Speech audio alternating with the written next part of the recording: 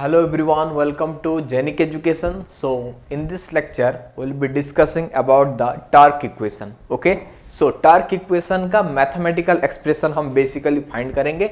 In the last class we discussed about the equivalent circuit of the rotor.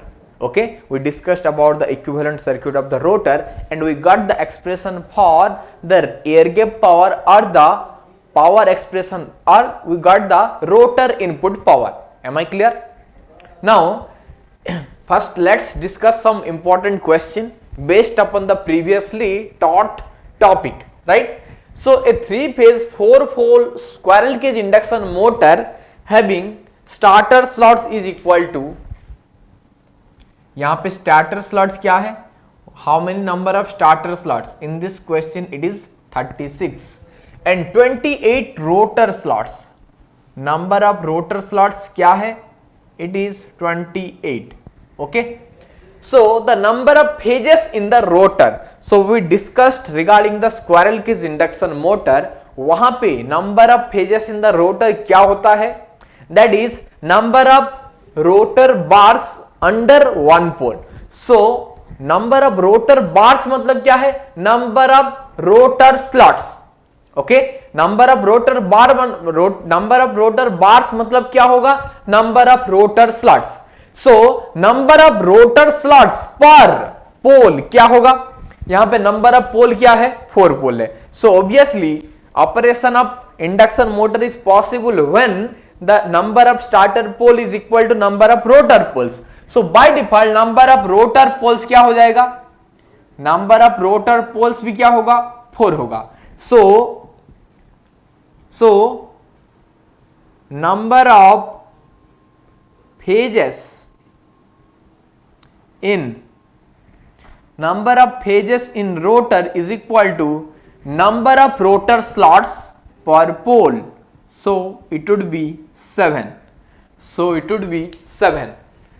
See, basically क्या होता है? I told you earlier कि for the operation of induction motor, the number of rotor poles must be equal to number of starter poles, but the number of starter phases may or may not be equal to number of rotor phases. So in this case number of starter phases क्या है? Given क्या है? 3 phase. So number of rotor phases may be or may not be equal to number of rotor phases. So 3 हो सकता है या नहीं हो सकता है, but number of rotor poles must be equal to number of starter poles. ये condition satisfy होना चाहिए. Okay, so also I taught you in the squirrel cage induction motor the number of phases in the rotor is equal to number of rotor slots पर pole. Okay, so the answer would be 7. So the answer would be 7. So 7 is the correct answer. Okay, answer is option C. Now come to this question. An 8-pole wound rotor induction motor, this is slip ring induction motor, right? A slip ring induction motor operating at 60 Hz frequency supply is driven at 1800 rpm by prime mover in opposite direction of revolving field. The rotor current frequency is, so first of all tell me, यहाँ पे एक prime mover से हम induction motor को drive कर रहे हैं, इसका मीनिंग क्या है? It is basically an induction generator. It is basically an induction generator because the rotor is fed by the prime mover. Induction generator, okay, because the rotor is being fed by the prime mover in the opposite direction. So first of all tell me, in this question number of pole is how much? 8. Frequency is how much? 60 Hz. Frequency is how much? 60 Hz. So synchronous speed will be 120 F by P. So it would be 120 into 60 divided by 8. So क्या होगा इसका answer? So it would be ये 230 900 rpm. It would be 900 rpm. Am I correct? So the synchronous speed will be 900 rpm. Now come to the rotor. The rotor is rotating at a speed of 1800 rpm but in the opposite direction. Here it has been mentioned in the opposite direction. So nr would be how much? Tell me what will be nr? It will be minus of 1800 rpm, minus of 1800 rpm. Now the rotor current frequency. So we know that the rotor current frequency is given by slip times the supply frequency. So slip is how much? We don't know. What is the supply frequency in this case? 60 hertz. Okay. So my basic requirement in this question is to find the value of slip. Okay. हमको यहाँ पे क्या निकालना है? Slip. And we know that slip is nothing but slip speed divided by the synchronous speed. So what is slip speed? It is the relative speed between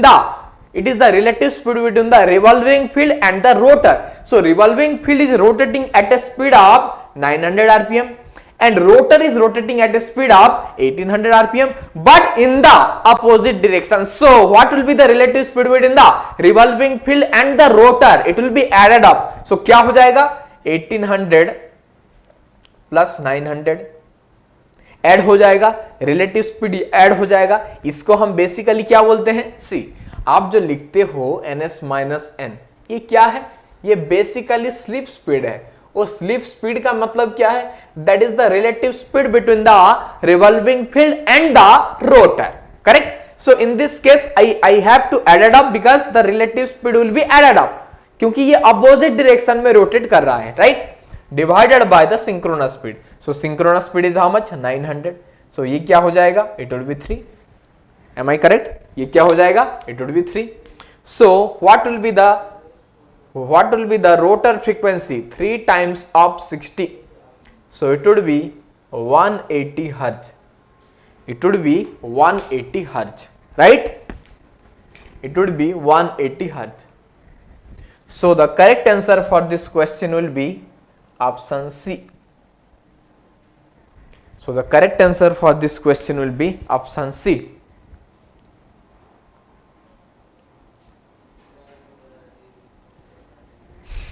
Are you getting my point? Any doubt in this question? Any doubt in this question?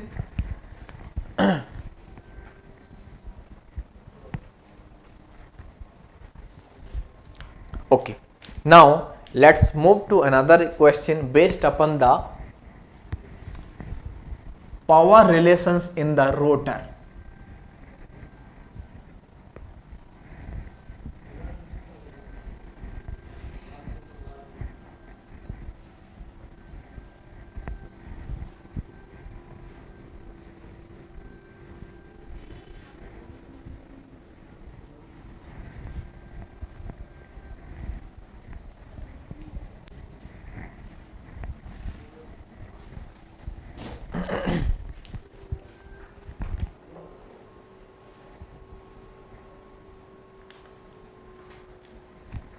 Power relations in the rotor, उसके ऊपर एक question solve करते हैं. Right. So the question is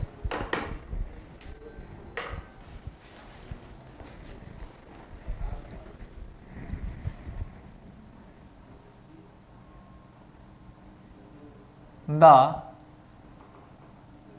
rotor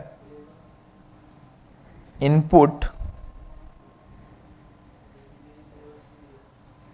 not input,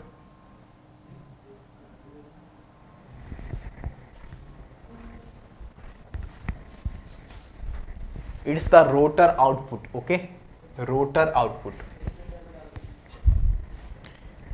So the rotor output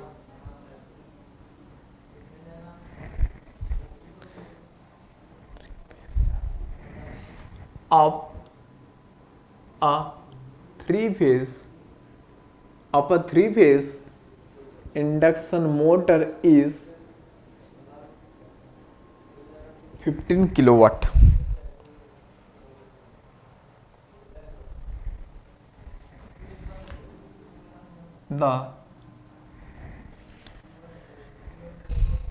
I have already discussed this question. So दूसरा एक question discuss करते हैं. Right. The power input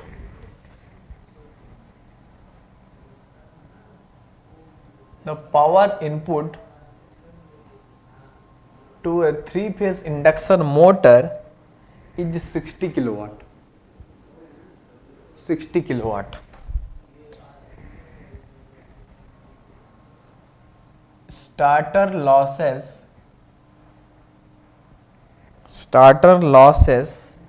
is 1.5 kilowatt. Find total mechanical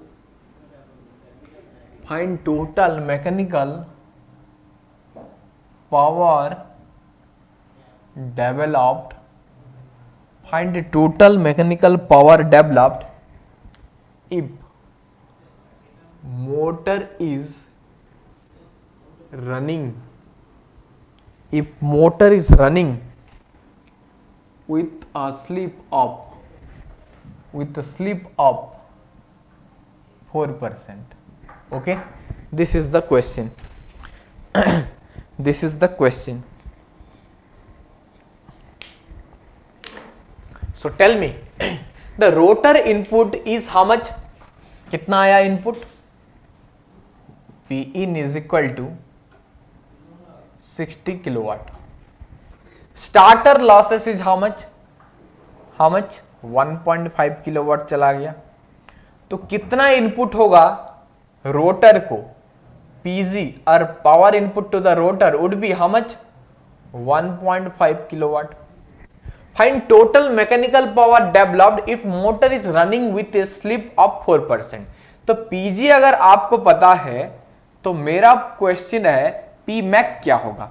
So we know the relation Pg is to Pcu is to Pmax is equal to how much? क्या होगा? 1:s:1 minus s. So Pmax divided by Pg would be how much? 1 minus s divided by s. So 1 minus s is how much? 0.96. s is how much? 0.04. तो क्या हो जाएगा ये? 24 होगा. So Pmax will be how much? Pmax will be Pg is how much? अच्छा Pg क्या होगा? ये रॉन्ग है. ये कितना होगा? 58.5. So 58.5 into 24. ओके. नो ये 1 है.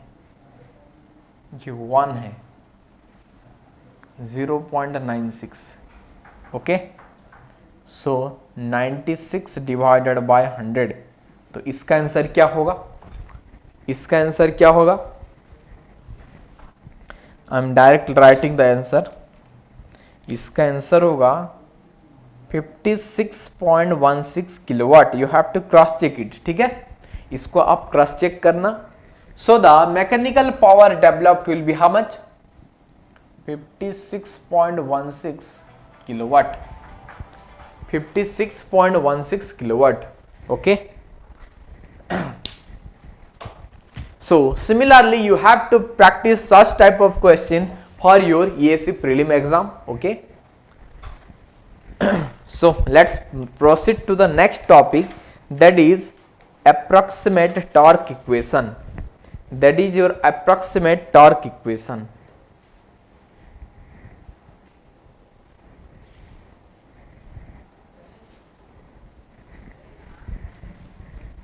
So write down the next heading, that is approximate torque equation of the induction motor.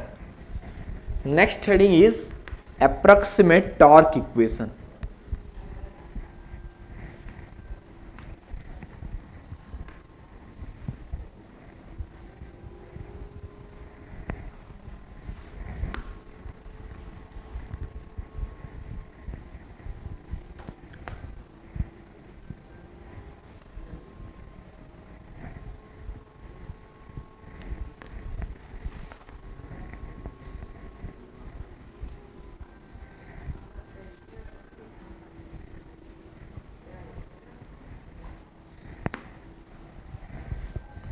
Write down. The point is approximate torque equation.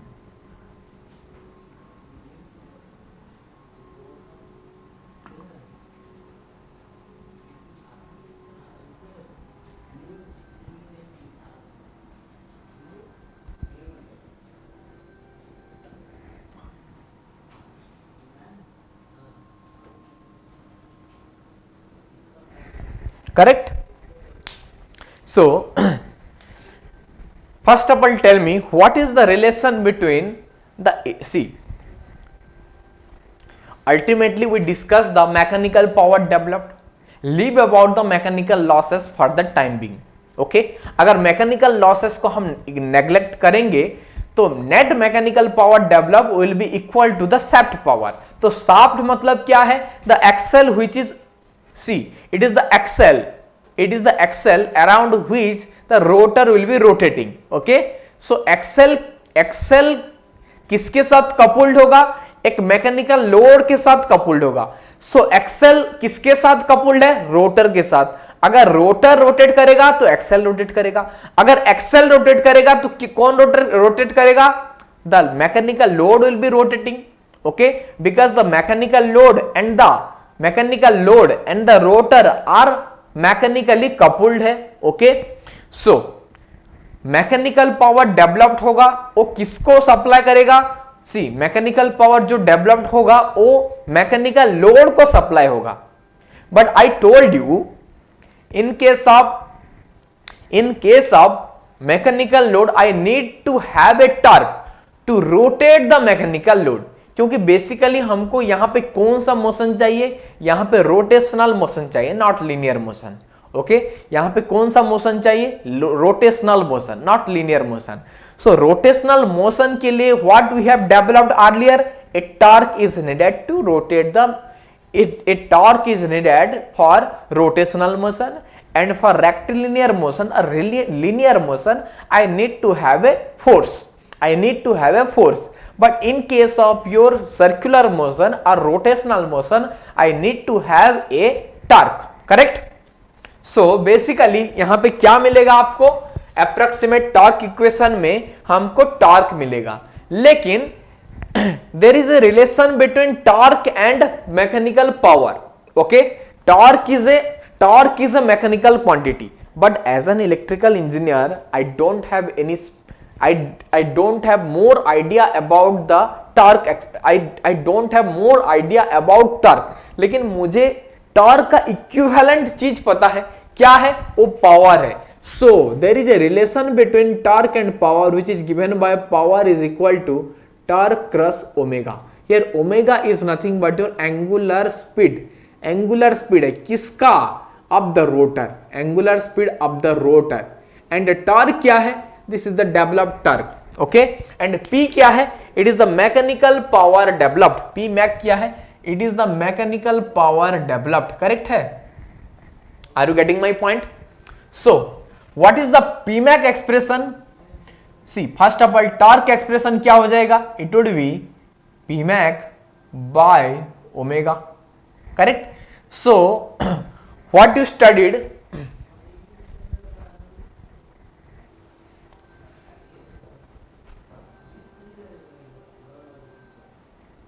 Okay. So P max का expression क्या है? It is given by 1 minus S into rotor input which is called PG, and omega क्या है? Omega is nothing but 2 pi n by 60 where n is the speed in RPM. ये relation तो आपको जरूर पता होगा. Omega is equal to 2 pi n by 60. इसको आप प्रूव भी कर सकते हैं, but no need to prove at this point of time. So it would be write down 2 pi n by 60. सो टॉर्क को हम क्या लिख सकते हैं?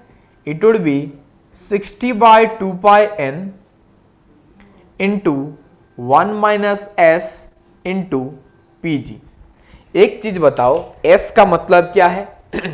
s is given by ns minus n divided by ns.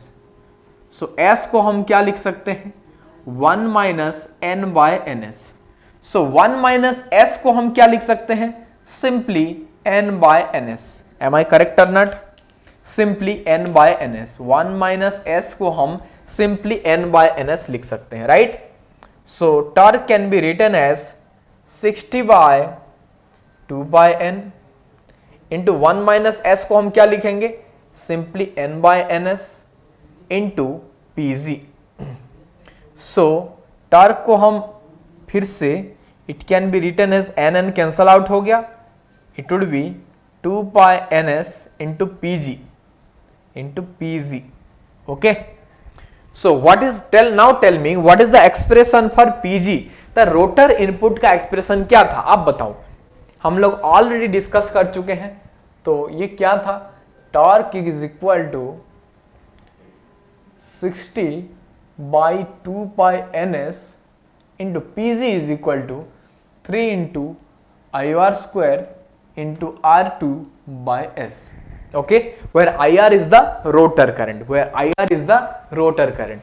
तो हम इसको क्या लिख सकते हैं, 180 by 2 pi NS into IR square into R2 by S. Right.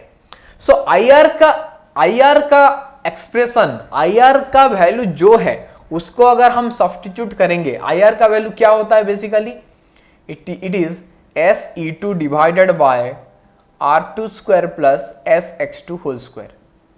So IR का वैल्यू को अगर यहां पे हम सब्स्टिट्यूट करेंगे तो टॉर्क का एक्सप्रेशन फाइनली क्या मिलेगा, I am writing it directly, it would be 180 by 2 pi NS SE2 square R2 divided by R2 square plus SX2 whole square. This is the final expression for electromagnetic torque produced in the rotor body. This is the final expression. Please write it down. ये चीज obviously आपको पता होगा ही, right? इसका different terminology क्या है from equivalent circuit हम already discuss कर चुके हैं, right? Okay. So can you tell me what is the condition for stable operation of the induction motor?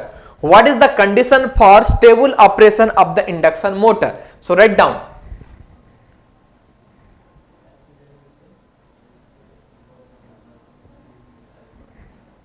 When load torque, the torque demanded by the load is equal to electromagnetic torque. इसका meaning क्या है, suppose a mechanical load is demanding 100 newton meter of torque. Suppose a mechanical load is demanding 100 newton meter amount of torque. So induction motor must supply 100 newton meter, otherwise operation possible होगा नहीं होगा, operation stable होगा नहीं होगा. Okay, so the torque supplied by the induction motor must be equal to 100 Newton meter so that operation becomes stable.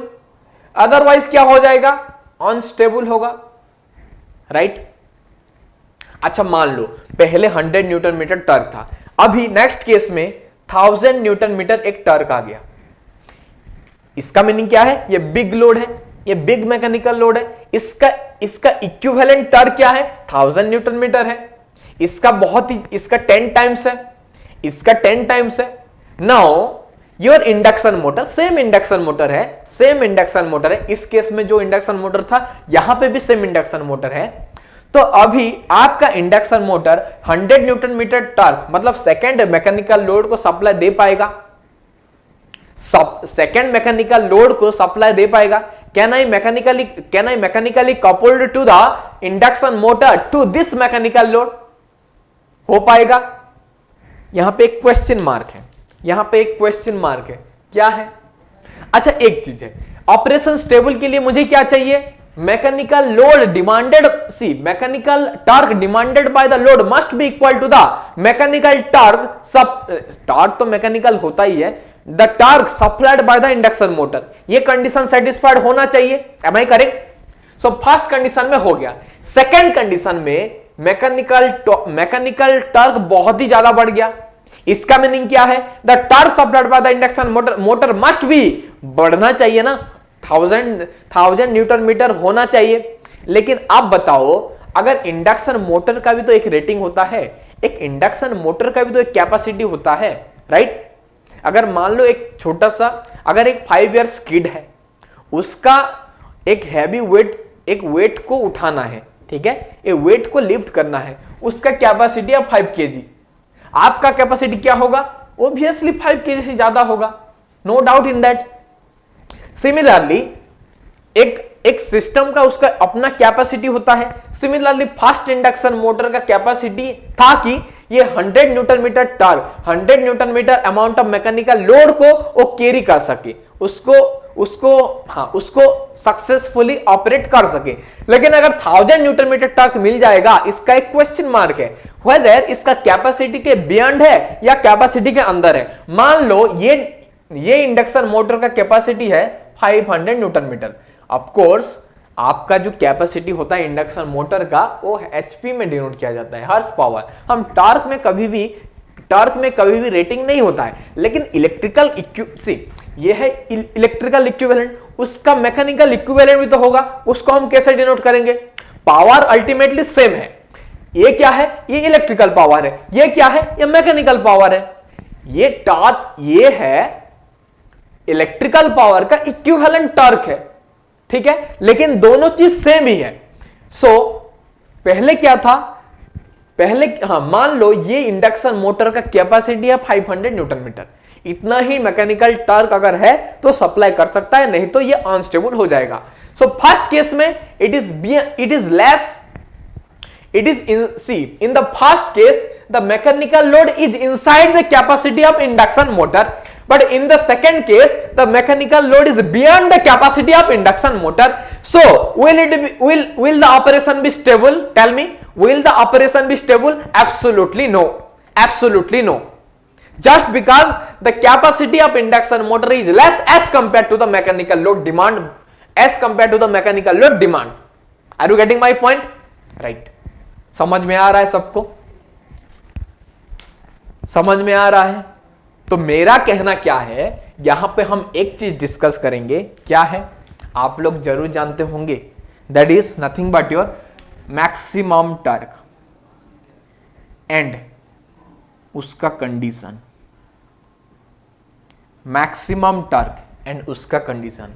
उससे पहले मुझे एक चीज बताओ, your torque is a function of which thing, which parameter? Your torque is a function of which parameter? Your torque is a function of which parameter? So basically अगर हम operation को rated voltage में करेंगे, इसका meaning E2 constant हो जाएगा। R2 and X2 तो always constant ही है। R2 is the rotor resistance which will be maintained constant always. So torque is a function of slip. Torque is a function of slip. Okay, so torque sleep के ऊपर depend कर रहा है, इसका meaning torque speed के ऊपर depend करता है। Slip and speed both are dual in nature.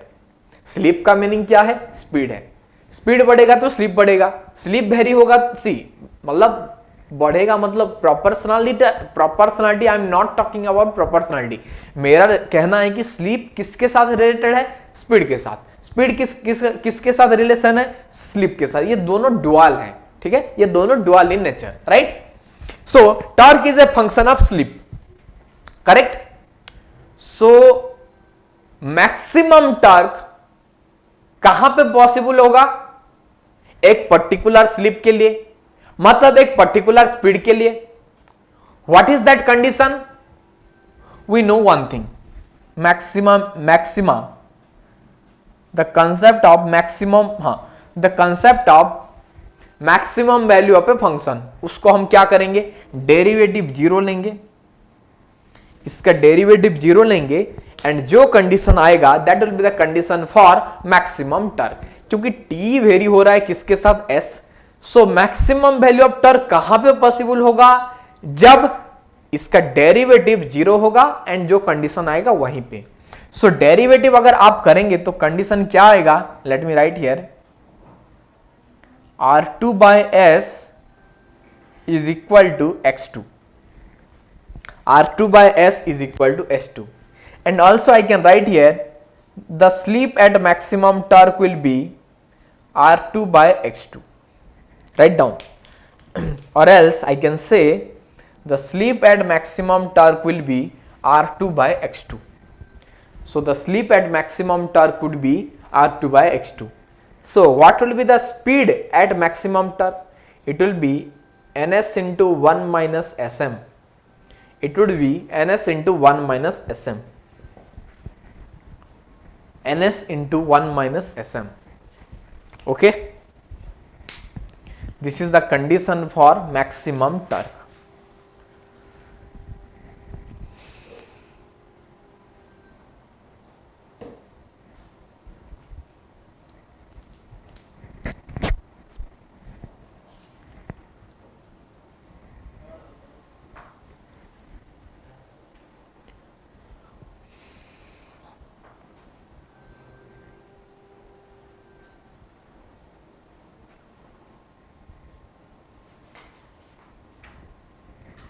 Okay.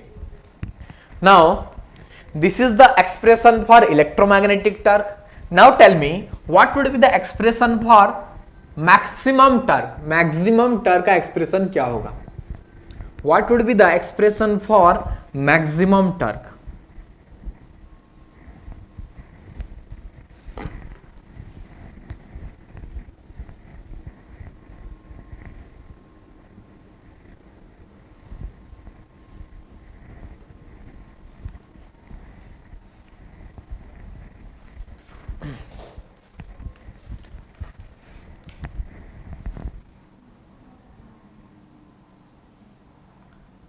Substitute the value of S by R2 and R2 by X2 in this expression. You will be getting the expression for maximum torque. It would be 180 by 2 pi ns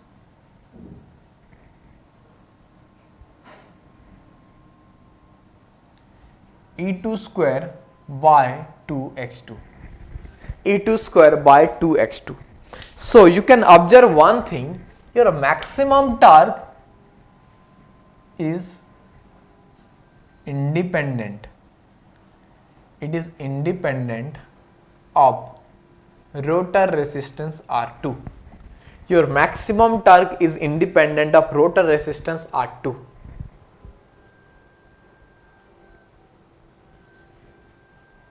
Okay.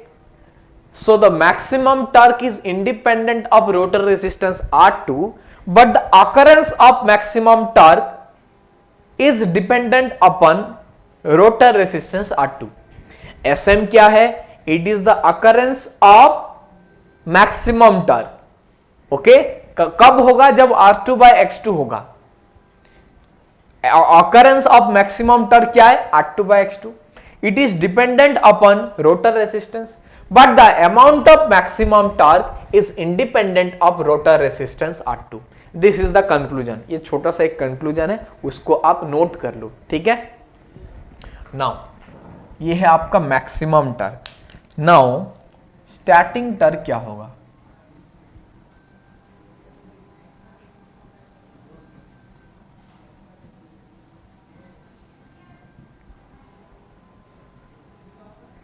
Starting Turk क्या होगा बताओ? सी eight starting rotor speed क्या होता है? Rotor speed क्या होता है? 0. Slip क्या हो जाएगा? 1. तो टी स्टार्टिंग क्या होगा? It would be 180 by 2 pi N S into E2 square R2 divided by R2 square plus X2 whole square. So this would be the expression for starting torque. ये होगा आपका starting torque का expression, right?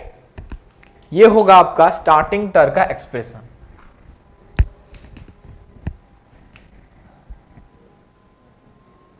Please note it down.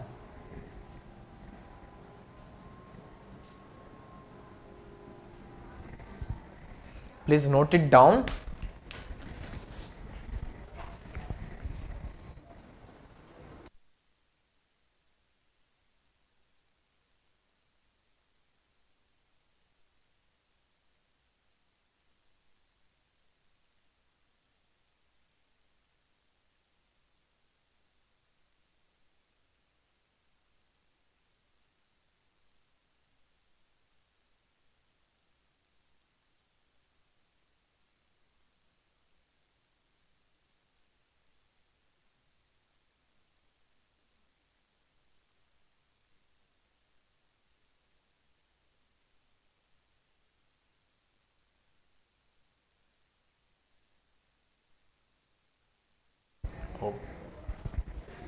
Okay, so we discussed the expression for torque, we discussed the expression for maximum torque, and what is the condition for occurrence of maximum torque, what is the expression for starting torque.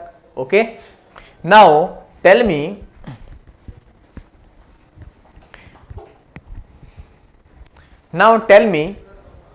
what would be the relation between हाँ ठीक है, हम maximum Turk discuss किए, अभी starting torque भी discuss किए. Okay, अभी एक इंपॉर्टेंट कंसेप्ट है, राइट डाउन, एक इंपॉर्टेंट कंसेप्ट है.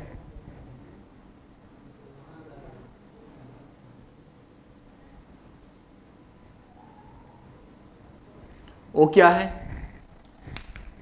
सी, पहले हम मैक्सिमम टर्क का कंडीशन डिस्कस किए, उसके बाद स्टार्टिंग टर्क का कंडीशन डिस्कस किए. Now conditions for maximum starting torque, conditions for maximum starting torque. Okay, first of all tell me maximum torque का कंडीशंस फॉर मैक्सिमम टर्क क्या होता था? Sm is equal to R2 by R external. Okay, sorry R2 by X2 ना, it is R2 by X2. लेकिन मुझे maximum conditions for maximum starting torque, ये maximum torque कब होना चाहिए? सी, R2 बाय X2 एक नॉन यूनिटी क्वांटिटी होगा, क्योंकि हमको पता है R2 is less than X2, so obviously Sn क्या होगा? It would be less than 1. सो ये एक नॉन यूनिटी क्वांटिटी होगा, ये एक नॉन यूनिटी क्वांटिटी होगा. Sm क्या होगा? नॉन यूनिटी क्वांटिटी होगा. लेकिन मुझे क्या चाहिए? Maximum torque eight starting condition. इसका मीनिंग क्या है? Sm को मुझे 1 करना है, Sm को मुझे क्या करना है? 1 करना है. ओके, तो is it achievable?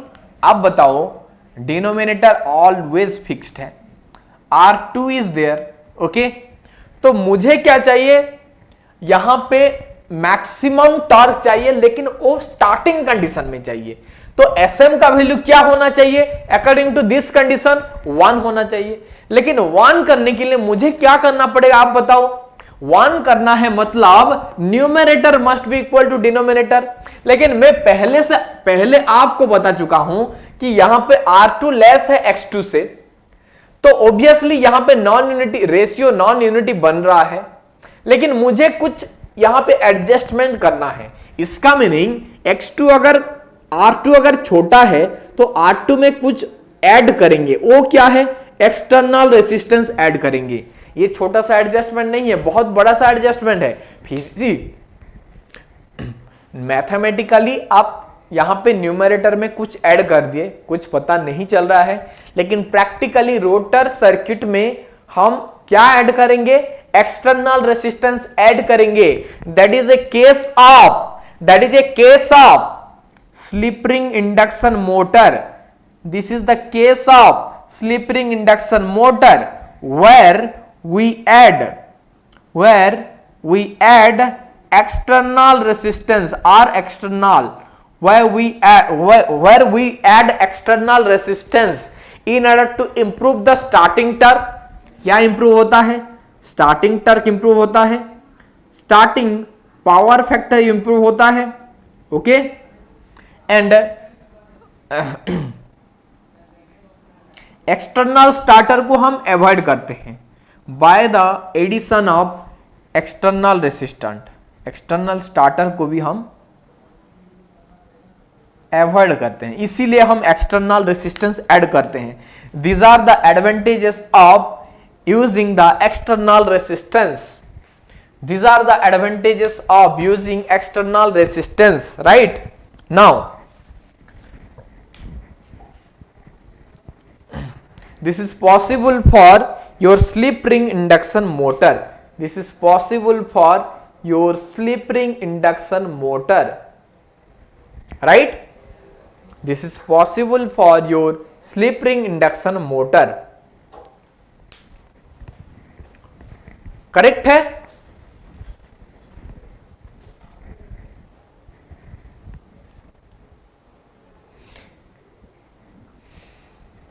So this is a very important concept. उसके बाद हम क्या डिस्कस करेंगे? Torque relations. Torque relations.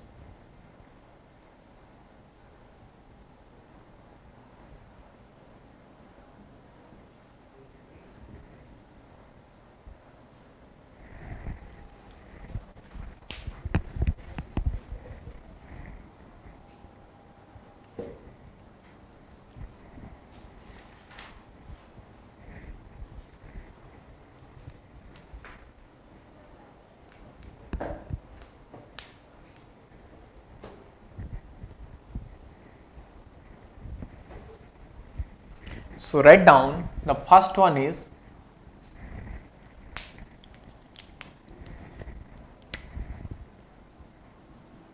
T full load by T maximum is equal to 2 Sm S full load by Sm square plus S full load square, where S full load is the slip at full load speed which has been given in the nameplate rating. nameplate rating में आपका full load speed given होता है, right? and Sm क्या होता है? you know, that is R2 by X2. it is the slip at maximum torque. Now come to second one. Second one is nothing but your T starting divided by T max is equal to 2a by 1 plus a square. Okay, it is 2a by 1 plus a square, where a is nothing but your R2 by X2. Okay, R2 by X2.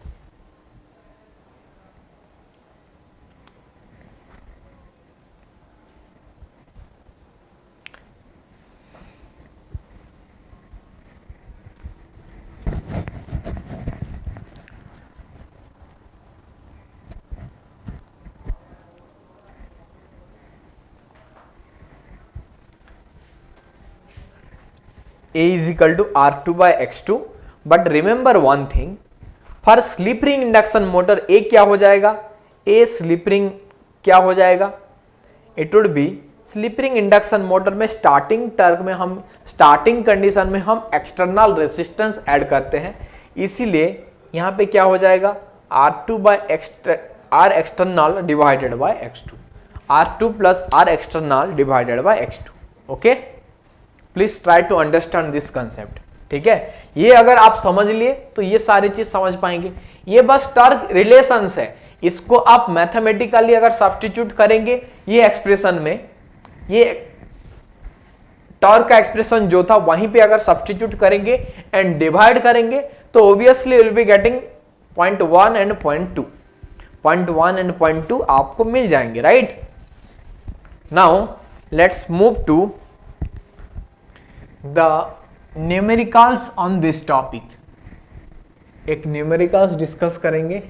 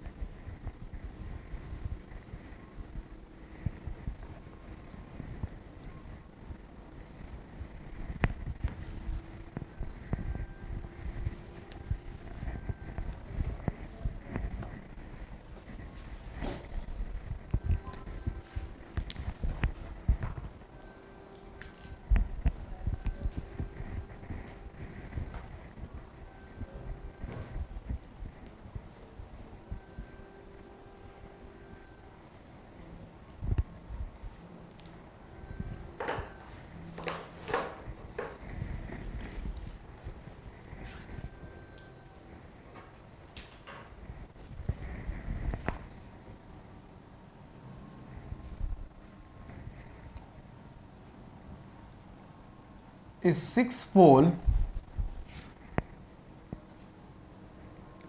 Three phase 50 hertz induction motor runs on full load with a slip of 4%.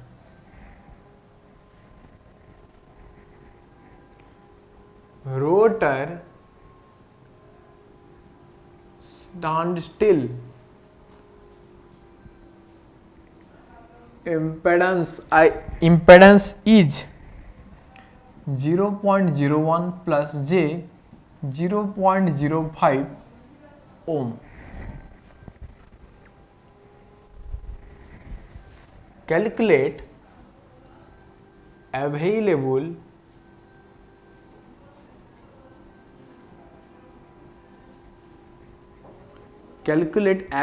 maximum torque. Available maximum torque in terms of full load torque. Also determine the speed at which maximum torque occurs. Also determine the speed at which maximum torque occurs. So in this case, slip is how much? Tell me, what is the slip? It is 0.04 or 4%. Rotor standstill impedance is, it is given by R2 plus jX2 is equal to 0.01 plus J 0.05 ohm. Calculate maximum available torque in terms of full load torque. इसका meaning क्या है? Question number equation 1 आपको substitute करना है. Tmax by T full load will be equal to Sm square plus S full load square divided by 2 times Sm S full load. So Sm का magnitude क्या होगा यहाँ पे? Tell me, what is the full load speed? S full load given. Sm क्या हो जाएगा? It is R2 by X2. 1 by 5 is equal to 0.2. So it would be 0.2 whole square plus 0.04 whole square divided by 2 into 0.2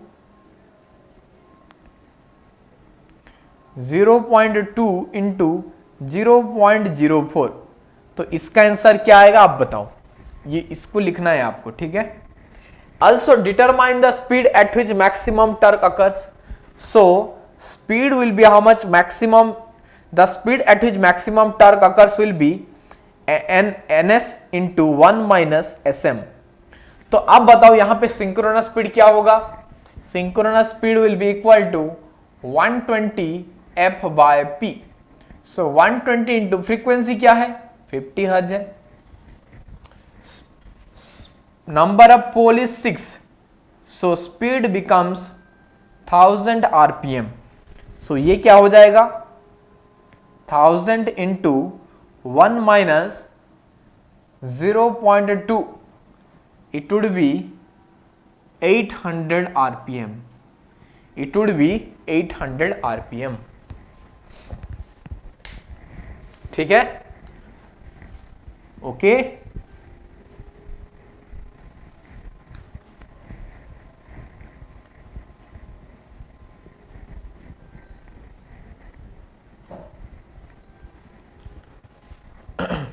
again C, torque equation अभी हमको पीछे नहीं छोड़ेगा, ठीक है. टॉर्क इक्वेशन के साथ हमको चलना है.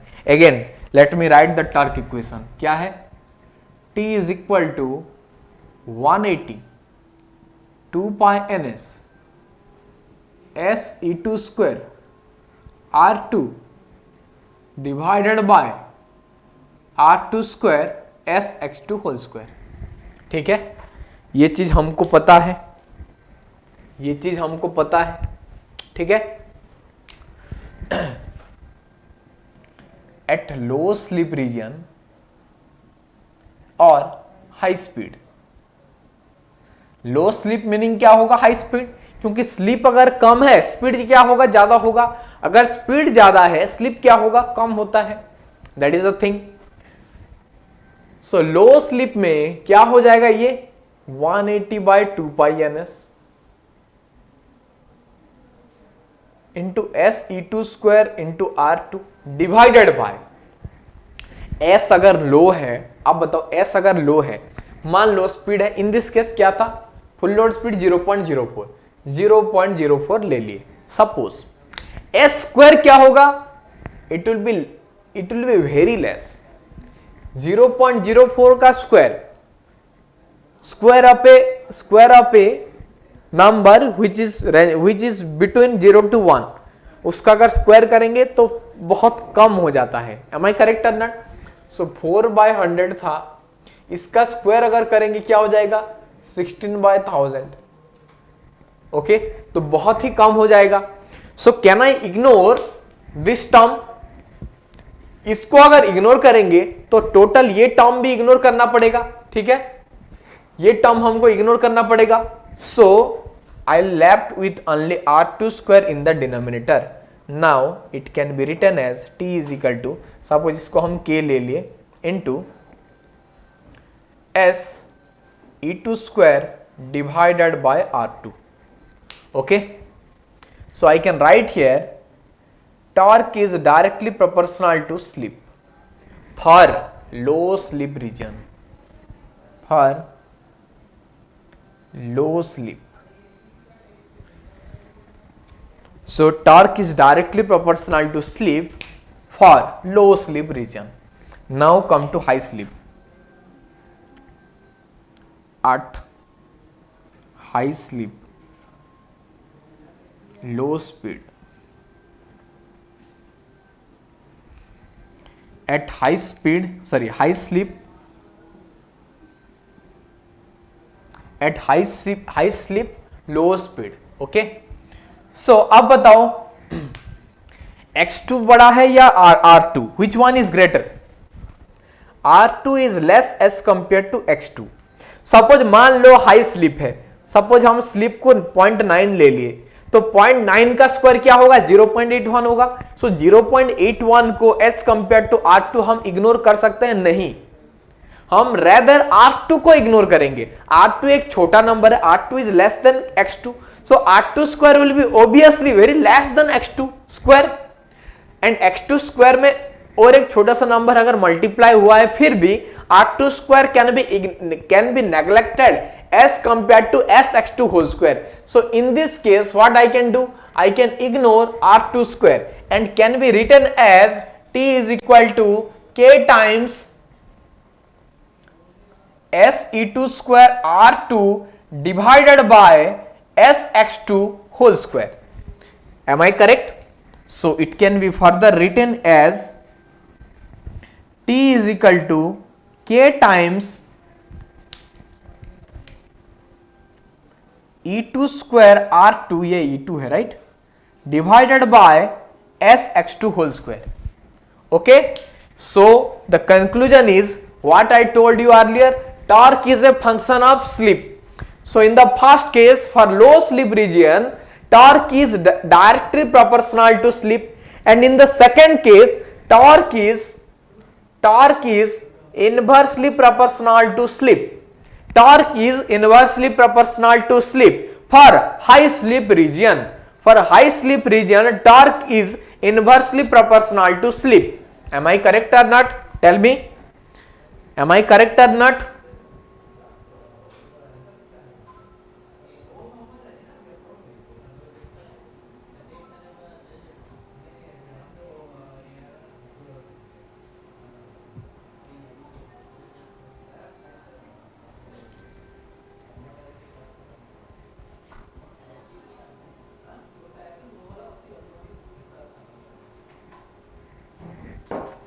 ठीक है। So these are the two important points for low slip. Torque का रिलेशन स्लीप के साथ क्या है, and for high slip torque का रिलेशन स्लीप के साथ क्या है. Okay, you have to note it down this two important point. So ये चीज हमको एक इंपॉर्टेंट कंक्लूजन देगा. क्या है, let's discuss.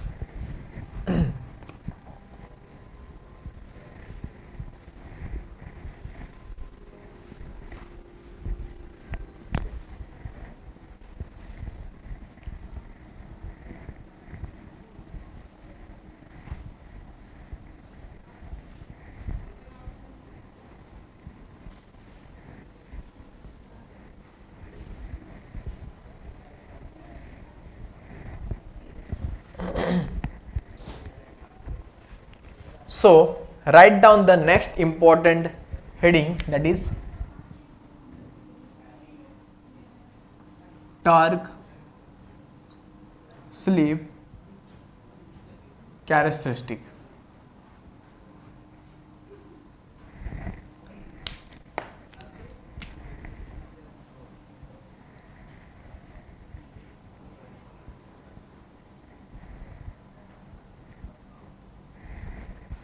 Okay, so this is sleep is equal to 1 for sleep speed equal to 0, and ये क्या हो जाएगा, sleep will be 0 for speed is equal to ns, right? For speed is equal to ns.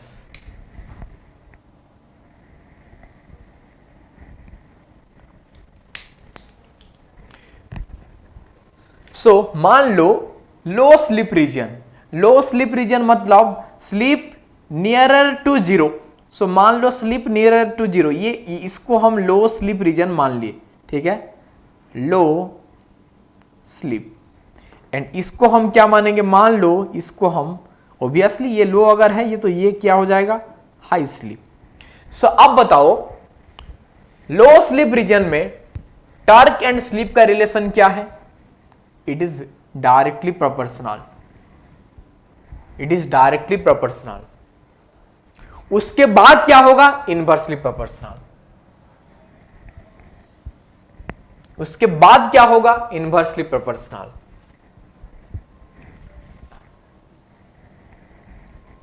इसको हम क्या लिखेंगे, सी ये क्या हो जाएगा, obviously it is maximum torque and it is the sleep at maximum torque. And ये क्या हो जाएगा आपका starting torque. Okay, and sleep at starting torque is 1.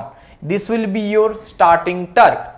Okay, so you can see here, you can observe one thing here, starting torque is non-zero for your induction motor. That's why induction motor is called self-starting. Conclusion.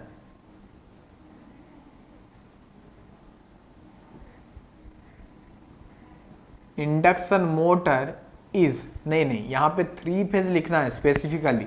3 phase induction motor is self starting. How, as T starting is non zero. Non zero कैसे होगा बताओ आप, T starting is nothing but 180 2 pi ns S E two square R two, S का value 1 है,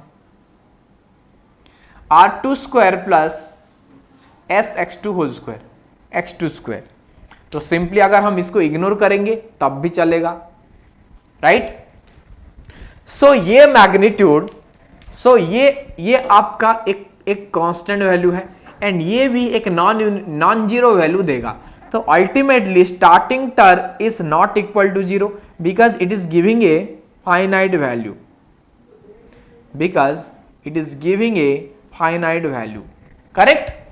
So 3 phase induction motor is self starting as starting torque is not equal to 0. Please note it down. So basically in your viva or interview they asked how a 3 phase induction motor is self starting. Prove it, means you have 2 way to prove it. One is mathematically, one is graphically. ठीक है, clarity आ गया आपको, clarity आ गया. How an induction motor, how a 3 phase induction motor is self starting. how an induction motor is self starting. Three phase induction motor is self starting, right? Okay, so what we have discussed so far, let me summarize. So this is lecture number 3 for your induction motor, right? ये आपका lecture number 3 है induction motor के लिए. So let me summarize what we have studied so far. What we have studied so far. So we have studied the basics. Basics में क्या आता है? Rotating magnetic field concept आता है, plus torque conditions आता है, conditions for torque production, plus rotor में क्या आएगा? Squirrel cage induction motor, slip ring induction motor. In second class we discussed the equivalent circuit. So यहाँ पे हम बेसिकली क्या डिस्कस किए? रोटर इक्विवेलेंट सर्किट डिस्कस किए, प्लस वर्किंग प्रिंसिपल भी हम डिस्कस किए. पहले हम इनफैक्ट वर्किंग प्रिंसिपल डिस्कस किए, उसके बाद रोटर इक्विवेलेंट सर्किट हम डिस्कस किए. And this is the third class. यहाँ पे हम क्या डिस्कस किए? टॉर्क इक्वेशन डिस्कस किए, राइट? यहाँ पे हम टॉर्क इक्वेशन डिस्कस किए. उसके बाद हम क्या डिस्कस किए? Torque relations, torque slip characteristic, ये तीनों चीज हम डिस्कस किए. Okay, so in the next class will be discussing the stability concept. उसके बाद losses and testing in the induction motor. ये सब चीज डिस्कस करेंगे नेक्स्ट क्लास में. Stability, losses,